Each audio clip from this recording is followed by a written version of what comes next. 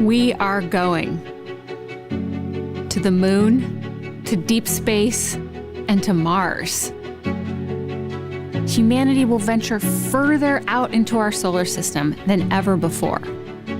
But the history that awaits us requires a first step. This is a story of a mission that represents that essential first step to the moon. A mission that has become the first in a series of increasingly complex missions to expand the bounds of human exploration. This is the story of Artemis I.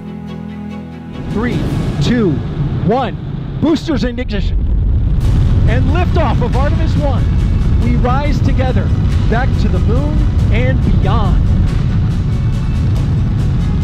Artemis I was a first flight that set new records of performance, exceeded our estimates for efficiency, and established new safety baselines for human flight into deep space.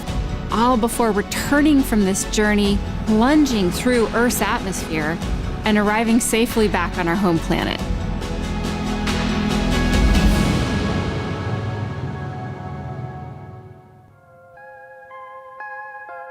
The stakes riding on this mission technically, politically, programmatically, were higher than anything I've ever witnessed. Anything less than the perfect operation of over 2 million parts that make up the Orion and SLS space vehicles, as well as the execution of tens of thousands of procedures during the flight. And it's likely that this generation, our generation, we lose the moon.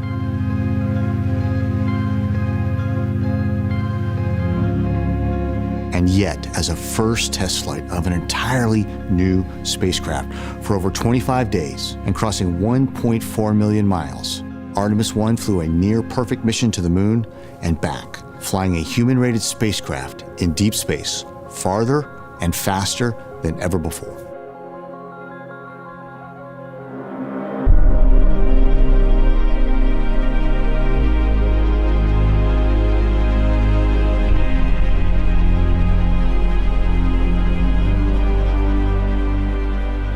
The launch of Artemis I on November 16th, 2022, was a demonstration of new generation of capabilities and powerful performances.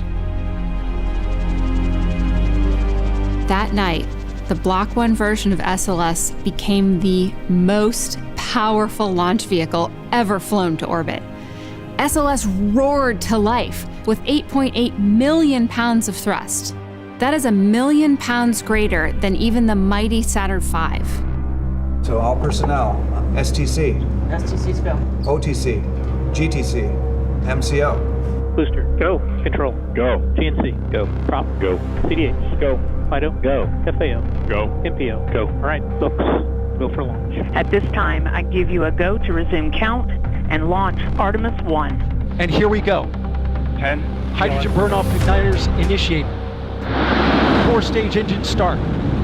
3, 2, 1. Boosters in ignition. And liftoff of Artemis I.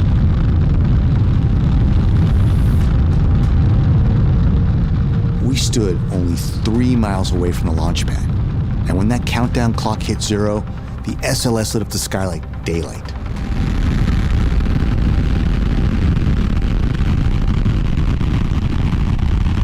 And we were treated to the ground and air, reverberating the power of that first stage through our bodies. The crackling of the engines and the solid rocket motors was so distinct and even louder than when we launched space shuttles from that very same launch pad.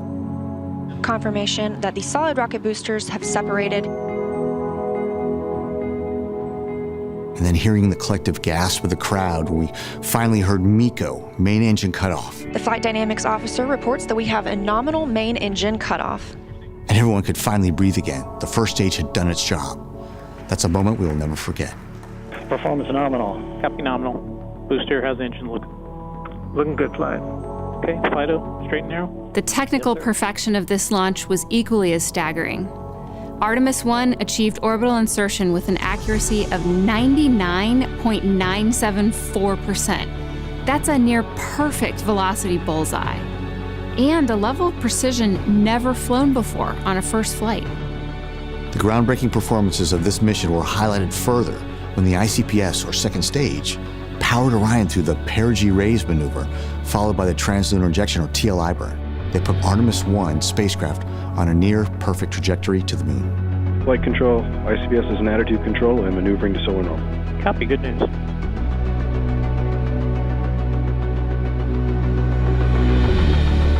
The views of our blue marble in the blackness of space now capturing the imagination of a new generation, the Artemis generation.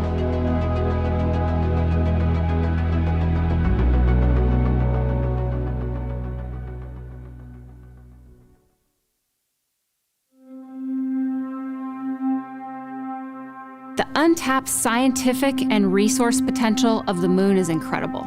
The lunar environment will help us better understand the origins of our solar system, to prove the in situ resource utilization and technology demonstrations required to reach even further into our solar system. But none of that is possible without first successfully reaching the moon with a human-rated spacecraft. After TLI, teams used Orion to reach a never-before-attempted, highly stable, but also fuel-efficient orbit around the moon, the Distant Retrograde Orbit, or DRO. So we're all set for op-nav coming up here in about 20 minutes. Correct. Okay, thanks. Flying by on the entry to the DRO put Orion within a mere 80 nautical miles of the lunar surface. That was close. And this path used the moon's gravity to slingshot Orion out to a new record for a human-rated spacecraft's distance from our home planet of Earth, nearly 270,000 miles away. And it was in those harsh environments that Artemis I truly shined, increasing our understanding of how to confidently operate in deep space.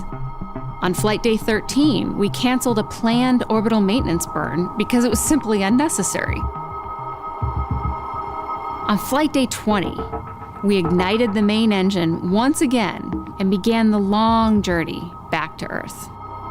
From this view, Orion is 1,277 miles above the lunar surface following its return-powered flyby burn, which sent it around the backside of the moon. Orion now has its sights set on home.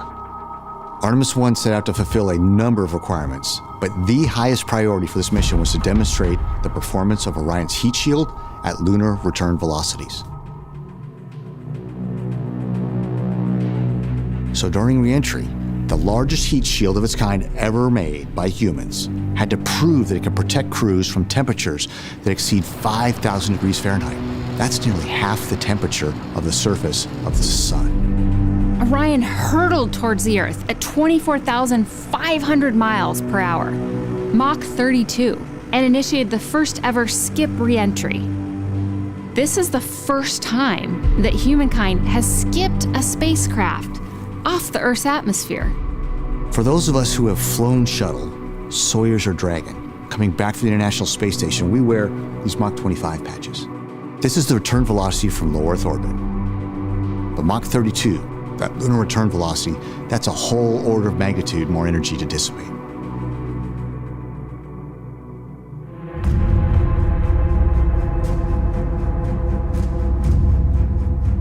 So there we were. Orion had just traveled nearly 1.4 million miles, and it's these last few miles that'll make or break the mission. We are now in the entry phase. The team stood silent. Mission control room was deathly quiet as Orion entered the blackout period. And it was tense.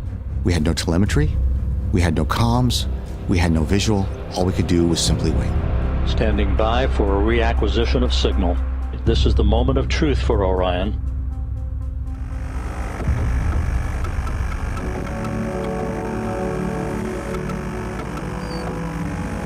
And then suddenly there it is. And there is a view of Orion. Orion has survived the flaming hot re-entry. Mission control consoles all come alive with data again.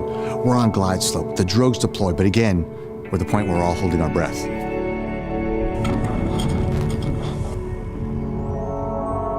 And there they were, the three big, beautiful main parachutes fully deployed.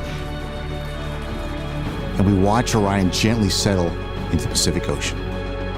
Splashdown. Orion, back on Earth. We are speechless. We are ecstatic. We did it. At that moment, we could say, without hesitation or reservation, the Artemis generation, our generation, has had its first flight. We are going to the moon.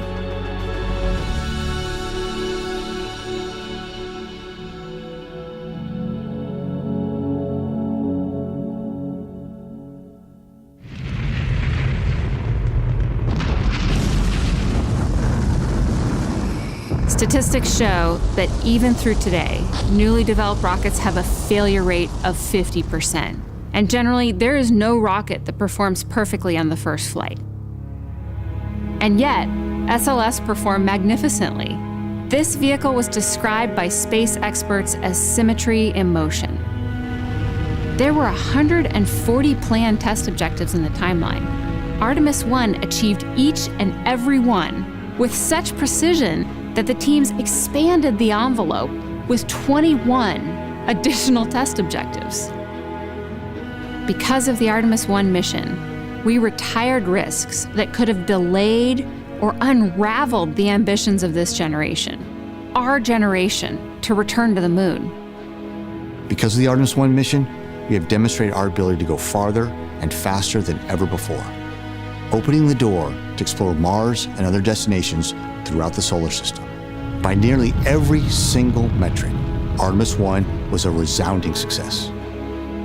Just as Orville and Wilbur Wright were the first to achieve human flight, 50 years from now, we will look back and point to how our efforts to venture out into deep space began here.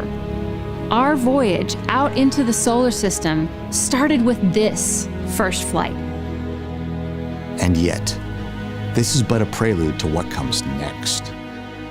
Ladies and gentlemen, your Artemis II crew. Human beings will fly around the moon next on Artemis II, simply because of the demonstrated amazing success of this first flight. Thank you to the NASA workforce. Thank you to our industry partners, everyone in Europe that's working for this. We need to celebrate this moment in human history. It is the next step on the journey that gets humanity to Mars. America has made a very deliberate choice over decades to curate a global team, and we are going to the moon together.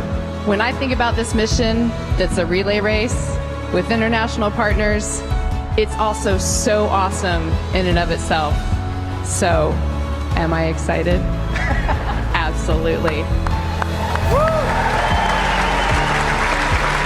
I want everybody to say it. 1, 2, 3. We are